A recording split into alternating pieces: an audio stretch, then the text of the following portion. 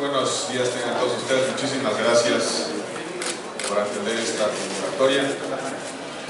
El día de hoy queremos anunciarles que a partir de un intenso esfuerzo de diplomacia parlamentaria y reconociendo el liderazgo del Senado mexicano y de nuestro país en la lucha por la seguridad internacional, por las políticas de desarme, por la promoción de la paz, la Unión Interparlamentaria ha determinado que la senadora Laura Rojas asuma la presidencia de la Comisión de Paz y Seguridad Internacional. No solamente es un reconocimiento a la presencia mexicana en los foros internacionales, sino también un reconocimiento al liderazgo y a la presencia que ha tenido el Senado y destacadamente la senadora Laura Rojas en ese espacio internacional. Es el espacio, por definición, más amplio de diplomacia parlamentaria, de representación parlamentaria en el mundo. Prácticamente están ahí integrados todos los parlamentos que forman parte de la Liga de las Naciones Unidas, los que tienen reconocimiento como estados soberanos, y en consecuencia es el espacio de mayor influencia en nuestro mundo con respecto a ciertas políticas internacionales.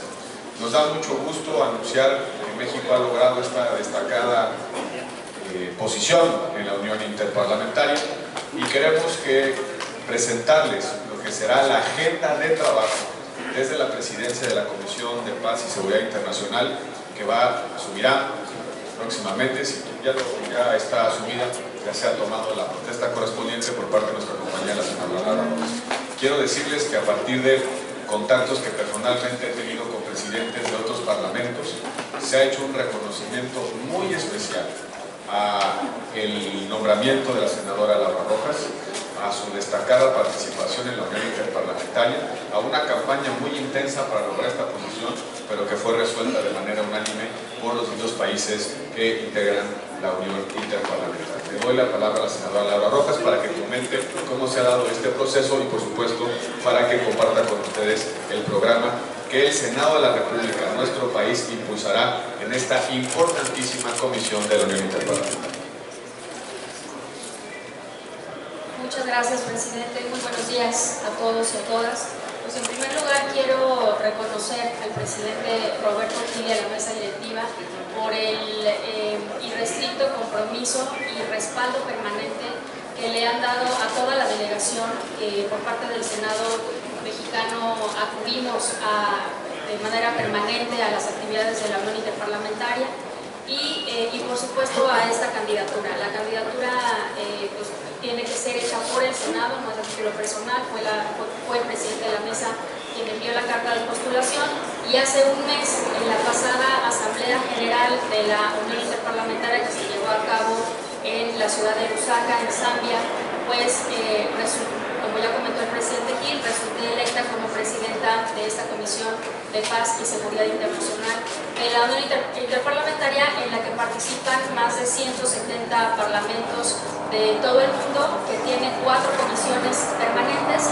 La primera de ellas, la Comisión de Paz y Seguridad Internacional, la segunda es la de Democracia y Derechos Humanos, la tercera tiene que ver con temas económicos y de desarrollo, y la cuarta es una comisión que tiene que ver con, se llama Asuntos de la ONU, y tiene que ver básicamente con la relación de la propia Unión Interparlamentaria con las Naciones Unidas. Como ustedes comprenderán, hay una estrecha relación y de manera permanente entre la Unión Interparlamentaria y la Organización de las Naciones Unidas. Esta primera comisión está integrada por un buró de 15 miembros que tiene representación geopolítica, es decir, hay representación de parlamentarios en el buró de todas las regiones del mundo, y la agenda de trabajo que estaremos impulsando durante este año desde el Senado mexicano pues tiene que ver con 4 líneas prioritarias principalmente. En primer lugar, creemos muy importante actualizar a partir de la adopción de la nueva Agenda de Desarrollo 2030 de las Naciones Unidas el propio enfoque de los temas de seguridad y paz internacional en el mundo.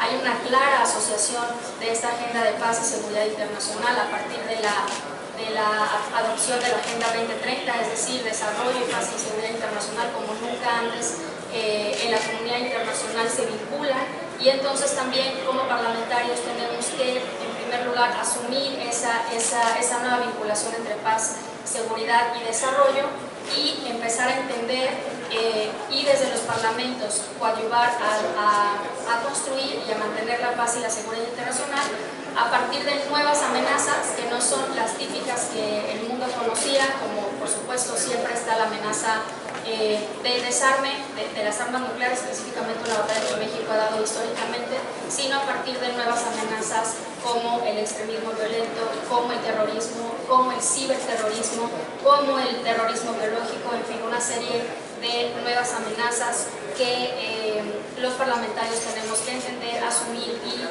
y ver, tomar decisiones sobre cómo desde los parlamentos podemos ayudar a combatirlos. En segundo lugar, vamos a tener un capítulo dedicado específicamente al tema del desarme, a partir de la creación en las Naciones Unidas de un grupo de composición abierta que tiene un mandato para dar una recomendación a la Asamblea General sobre cómo empezar una negociación de un instrumento internacional, tratado, convención o lo que sea, para prohibir las armas nucleares. Esto es histórico, nunca se había tomado por parte de las Naciones Unidas una decisión de empezar a explorar el inicio de una negociación para prohibir las armas nucleares, y en esta parte también trabajaremos desde la Unión Interparlamentaria para respaldar, reforzar, impulsar que los resultados de este grupo de trabajo pues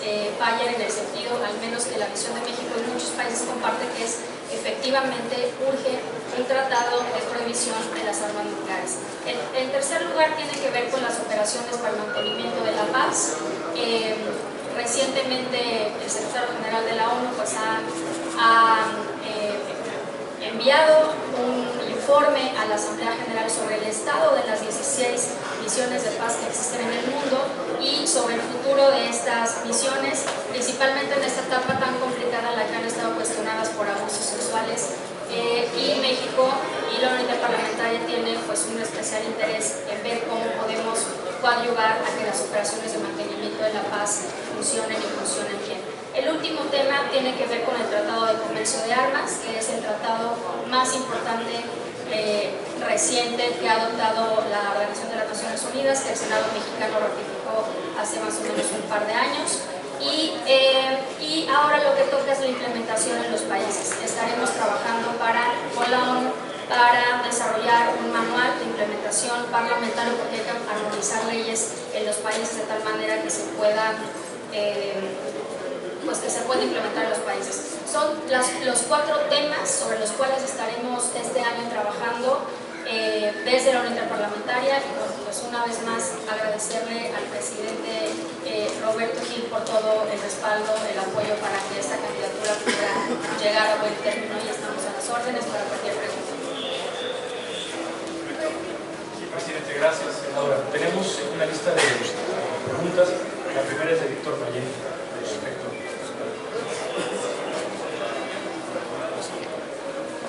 Buenos días, presidente. 2 preguntas, una para la senadora y otra para usted, presidente. La primera, ¿cuánto va a durar su presidencia en esta comisión y cómo va a incidir en las políticas públicas de nuestro país? Y para el presidente Gil Suárez, si me puede dar una opinión de este anuncio que hace ayer el presidente Enrique Peña Nieto, de esta iniciativa que reforma la Constitución para permitir los matrimonios igualitarios, para reconocerlos ya en la Constitución. Gracias. Bueno, el mandato es 1 año con posibilidad de reelección. Esperamos hacer un trabajo muy bueno para que podamos ser reelectos. ¿Y cómo incide esto en las políticas nacionales? La verdad es que es una oportunidad para México, ahora desde el ámbito parlamentario, de reafirmar el liderazgo de temas de desarme, y ahora el Tratado de Comercio de Armas. México fue, por supuesto, uno de los más reconocidos promotores del tratado, y en temas de operaciones de mantenimiento de la paz, ahora que ya regresamos a participar, nos va a dar mucha visibilidad como país, ahora desde el ámbito parlamentario, va a reforzar nuestro liderazgo, y eso por supuesto que tiene de vuelta ya en las políticas nacionales una consecuencia, porque al afirmar nuestro compromiso internacional estamos obligados internamente, por ejemplo, a la armonización de nuestras leyes para el Tratado de Comercio de Armas, que no se ha hecho y que lo tenemos que hacer ya pronto. respecto a las iniciativas, como ustedes saben, ya las hemos recibido. La Comisión Permanente las turnará hoy mismo a la Cámara de los Diputados para su dictaminación. En lo personal, creo que la iniciativa que ha presentado de reforma constitucional del presidente lleva a la Constitución lo que ya resolvió la Suprema Corte de Justicia de la Nación.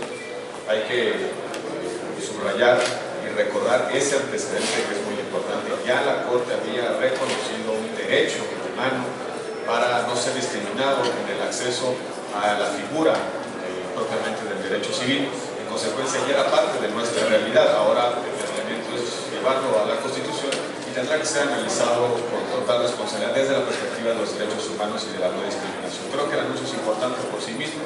Es una agenda que ha sido impulsada por muchos colectivos durante los últimos años, que insisto, ya ha sido resuelta por la Suprema Corte de Justicia de la Nación y que forma parte de nuestra realidad jurídica y social. En consecuencia, creo que el Congreso tendrá que asumir con muchísima responsabilidad esta discusión, hacerlo con prontitud, también estudiar las implicaciones de la otra reforma que ha sido presentada, la otra iniciativa que implica modificaciones al Código Civil Federal para poder generar los espacios de libertad a la selección del género en documentos oficiales, específicamente actas de nacimiento y pasaporte. Creo que tiene una importante discusión en torno a los alcances de estos documentos. En lo personal, creo que es un tema que debemos ya abordar con total responsabilidad, pero además de los derechos humanos que son una realidad en nuestro país. Más allá de la trascendencia de la iniciativa y de la hecho ya en la Constitución, hay algunos autores que comienzan a cuestionar que el anuncio de ayer tiene tintes electoreros. Creo que es difícil para mí encapsular un asunto de esta importancia que tiene que ver con ejercicio de derechos a un asunto de carácter electoral. Hay muchas personas que, habiendo optado por una preferencia diferente, no tienen certeza jurídica en muchas de sus realidades de vida. En consecuencia, creo que no es tanto un tema de elecciones, sino más bien un tema de reconocimiento de derechos. No soy de los suspicaces que creen que todo lo que pasa en política tiene una motivación electoral. Hay muchas cosas que sí, pero creo que esta hay que verla desde la perspectiva de la creación de los derechos y de su efectiva garantía en nuestro país. Blanca de Servil, de Financiero. Buenos días. Yo quisiera preguntarles a la senadora y también a usted, presidente, ¿cómo va el tema del extraordinario, posible extraordinario para sacar adelante las leyes secundarias del Sistema Nacional Anticorrupción? Entendemos que ayer el PRI no quiso aprobar unas modificaciones del PRD y por eso se siguen entrampando estas discusiones. Es un hecho que ya no vamos a tener este periodo extraordinario antes del 28 de mayo, donde es la fecha límite para aprobar las leyes. El día de hoy, en unas cuantas horas, habrá un reunimiento de los coordinadores parlamentarios para analizar las posibilidades de convocar en las próximas semanas o tomar una decisión de convocar en una fecha cierta hacia adelante. No podemos ocultar, no hay manera de hacerlo. No existe todavía un acuerdo sobre el conjunto de los dictámenes que componen el Sistema Nacional Anticorrupción, los 7 de 7, como se suelen denominar. Por supuesto que se siguen estudiando los documentos, los predictámenes, como ya se conocieron, hay observaciones que están formulando en la mesa, hay planteamientos que todavía no han sido despejados. Específicamente, por ejemplo, en el tema de la publicidad de las declaraciones, hay 4 modelos en la mesa.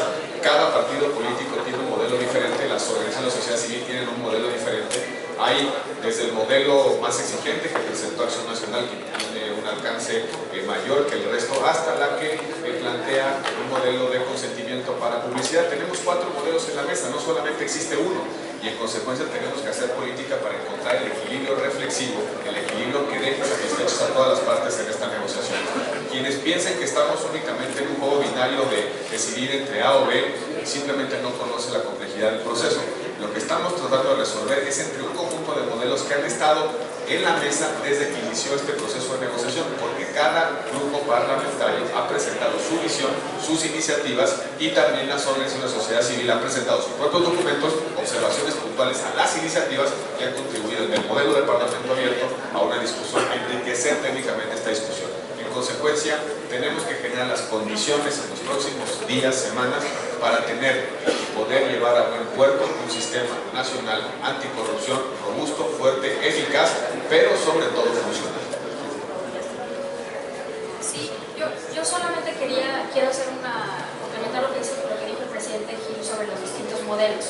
No solamente hay distintos modelos o enfoques sobre la publicidad de las declaraciones, específicamente las patrimoniales, porque a pesar de que es conocido este tema como 3 de 3, prácticamente nadie, al menos en los medios de comunicación, está hablando ni de la de intereses ni de la fiscal. Se ha centrado toda la discusión en las patrimoniales, y la semana que entra estaremos enviándoles a todos ustedes un documento que explica todo lo que implica el sistema. El sistema son 7 leyes, y el tema de las declaraciones patrimoniales es un artículo de una ley más o menos de 250 artículos, que es la Ley General de Responsabilidades, que a su vez es solamente una ley de las 7.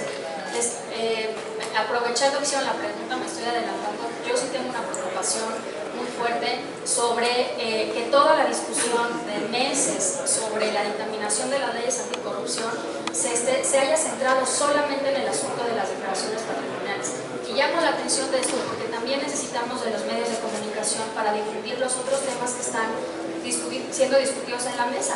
Por ejemplo, en la ley del sistema hay una serie de propuestas para incorporar al menos 5 plataformas de información, ¿no? Y en la propuesta son 5 plataformas, una fundamental es la de compras y obras públicas, que estaría integrando la información de todos los jueces obligados de los 3 órdenes de gobierno sobre a quién se le vende, qué se le vende, si la licitación estuvo bien hecha, si fue adjudicación directa, etcétera, etcétera. Y por ejemplo, esa plataforma no está siendo aceptada por nuestros colegas del PRI, del Partido Verde. Y no es un tema menor, tampoco es un tema menor, por ejemplo, las causales de remoción del secretario ejecutivo, las facultades del Comité de Participación Ciudadana, etc. Y tampoco se ha discutido en la opinión pública toda la parte penal, que es fundamental. ¿Cómo debe de ser? ¿Qué atribuciones debe de tener la Fiscalía especializada en combate a la corrupción? Y cómo tiene que ser rediseñado el Código Penal para poder realmente complementarse con toda la parte administrativa. Entonces, la próxima semana yo estoy preparando un documento que explique parte por parte de qué se trata cada ley, el nivel de acuerdo que tenemos hasta ahora, cuáles son los desacuerdos, porque sí creo que vale la pena empezar, y válganme la expresión, ahora sí, a hablar del sistema. La 3 de 3, aunque es un tema importante, ustedes saben que yo, pues, la hice, etcétera, comparto plenamente la importancia de publicar el patrimonio de los servidores públicos, no es ni de lejos lo más importante del sistema. Y yo sé que estoy corriendo el riesgo de que me linchen públicamente, pero de verdad, yo creo que es momento de empezar a hablar del sistema y de las 7 leyes, porque no se conoce y no se discute. Pero hoy, a 10 días de que se vence el plazo, todavía no hay materia para este extraordinario en Todavía no hay dictámenes, todavía no se han convocado a las comisiones para poder generar los 7 dictámenes que son necesarios para darle cuerpo y forma al Sistema Nacional Anticorrupción.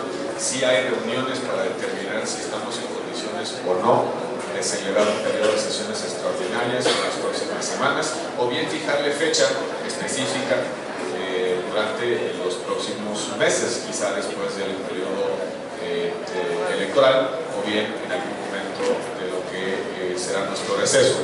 Lo importante es, y quiero subrayarlo, es que no hemos dejado de trabajar en el tema, ni tampoco hemos dejado de discutir sobre la mejor forma de darle solución al conjunto de corchetes que ya ha señalado algunos, la senadora Laura Rojas, y que están en la discusión porque los modelos todavía no se han encontrado, las posiciones no han encontrado un punto de encuentro, y en consecuencia todavía no hemos logrado generar de consenso unos dictámenes que nos permitan ir al periodo de sesiones extraordinarias. Gerardo Segura TV.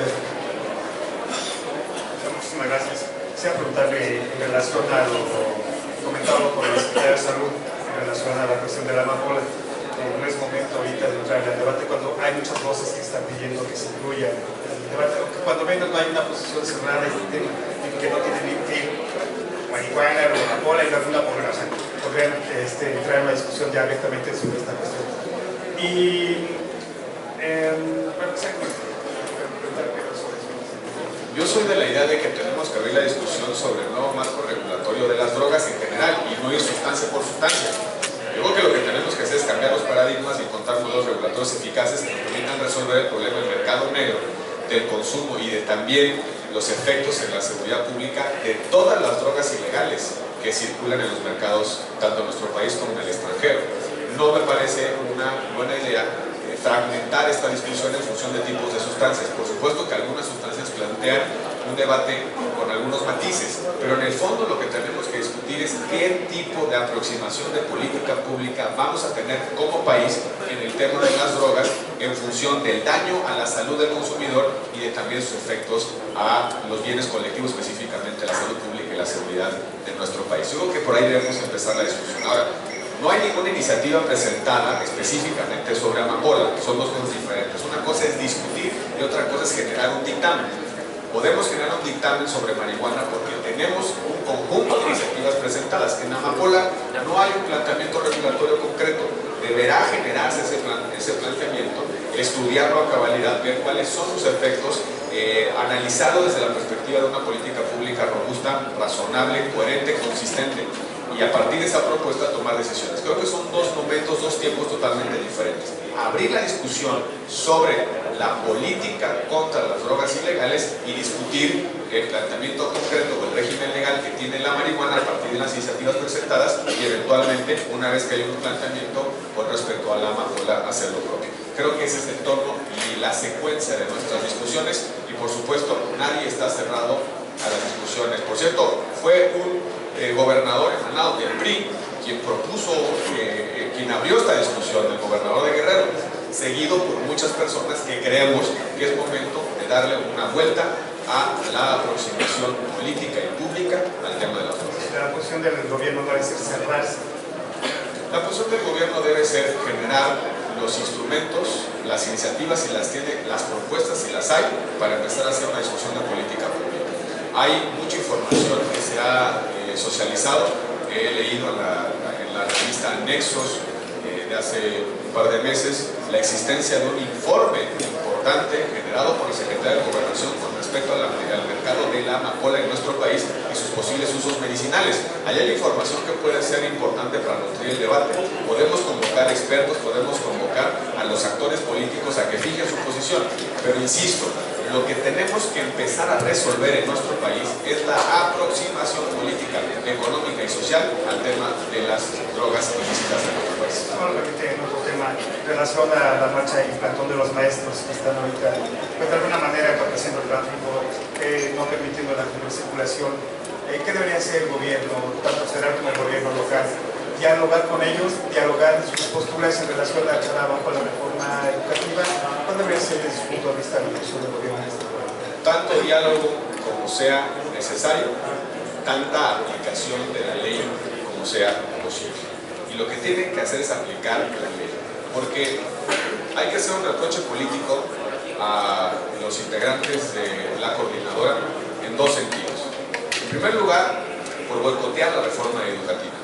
Y en segundo lugar, por desquiciar la vida de los habitantes de la Ciudad de México. Esos dos reproches políticos deben estar en la mesa. No tienen derecho ni al uno ni al otro. En consecuencia, el gobierno debe agotar todas las instancias de diálogo, porque en un país democrático y plural el diálogo es fundamental y es la mejor manera de hacer política. Pero también tiene que aplicar la ley tantas veces como sea necesaria y posible, porque quien se aparta de la ley tiene que pagar las consecuencias. Y aquí hay derechos de terceros involucrados. Los derechos de los niños que requieren la atención del servicio educativo mexicano y también el derecho de los habitantes de la Ciudad de México de poder vivir en orden, en paz, de poder circular en nuestra ciudad y también poder acometer sus actividades diarias, tanto laborales, de trabajo, educativas o de recreación. Es importantísimo, recreativas, pero es importantísimo que la sociedad le exija a las autoridades del Distrito Federal, la Ciudad de México o federales que apliquen la ley, porque estas personas no tienen derecho ni a boicotear la reforma educativa ni tampoco a desquiciar la vida de la Ciudad de México. Gracias. Una última pregunta de Jessica Murillo de TVC. Gracias, senador. Preguntarle si ya es necesario hacer un pacto de seguridad entre los partidos. Hay algunas opiniones que es decir, ya preocupa los ataques ya que se instalaron a las narcoacusaciones después de elecciones, si se van a sostener y se va a hacer una investigación por parte de las instituciones para quienes queden y quienes no, pero que hayan sido acusados. Y con el tema respecto a la CENTE, si creen que siga siendo el secretario de Educación un buen interlocutor, ya que tanto politécnicos como maestros pues han rechazado que sea él la persona con la que se quede. El problema de narcotizar el debate electoral es que sembramos veneno en la política y en la vida pública de nuestro país. En política no todo se vale, en elecciones no todo se vale, sobre todo porque hay un día después. Y un día después implica gobernabilidad, diálogo, encuentro, posibilidad de articular políticas públicas. La pregunta es de qué manera estos tonos que se han escalado de difamaciones, de injurias, de infamias, de mentiras, de falseamiento de información, de pruebas, creación de pruebas, va a afectar el diálogo democrático en nuestro país. Habrá que volvernos a reflexionar cómo nos vamos a sentar a la mesa después del resultado electoral. ¿Cómo vamos a negociar, por ejemplo, el paquete económico si se han roto todos los códigos de confianza, todos los puentes de entendimiento y de diálogo entre los partidos políticos? ¿Cómo decirle a alguien que ha sido falsamente acusado de vínculos con el crimen organizado que se sienta a la mesa con el partido que lo acusó, sin pruebas, falsamente, que se siente a la mesa a negociar políticas públicas, a poner su contribución a la política, a poner su contribución al desarrollo de políticas públicas? Debemos ya poner un alto a las campañas negras, a las campañas de difamación y a las mentiras en nuestro país. Porque después del domingo 5 de junio hay otro día en el que tendremos que seguir construyendo bienes públicos para nuestro país, acuerdos políticos para resolver los grandes problemas sociales. Y la gran interrogante es cómo vamos a terminar después de este proceso.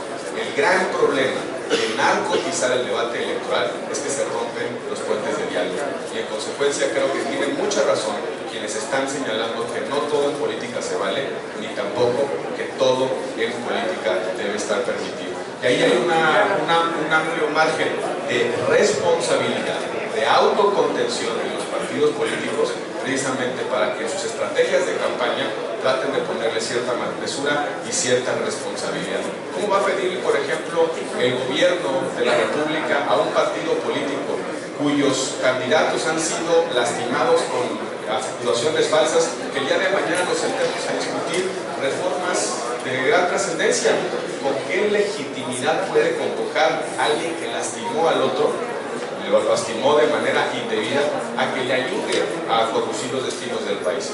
Estamos entrando en una ruta muy peligrosa de desencuentro político, y si al final todo en nuestra política es cruce de acusaciones, a ver quién termina por cerrar la puerta o quién es el último que abandona el salón. Con respecto a la segunda pregunta, yo creo que no hay otro interlocutor, es la responsabilidad y la cartera del secretario de Educación Pública. Por supuesto que dependerá de las estrategias de diálogo del gobierno si otros interlocutores entran a apoyar, a suplir, a generar otro espacio, otro margen de diálogo, pero el interlocutor, el responsable directo de esta agenda es el secretario de Educación Pública en nuestro país. Muchas gracias, compañeros, gracias. Gracias a todos, buenas tardes. La diputada Rocío Hernández, coordinadora del Grupo Parlamentario.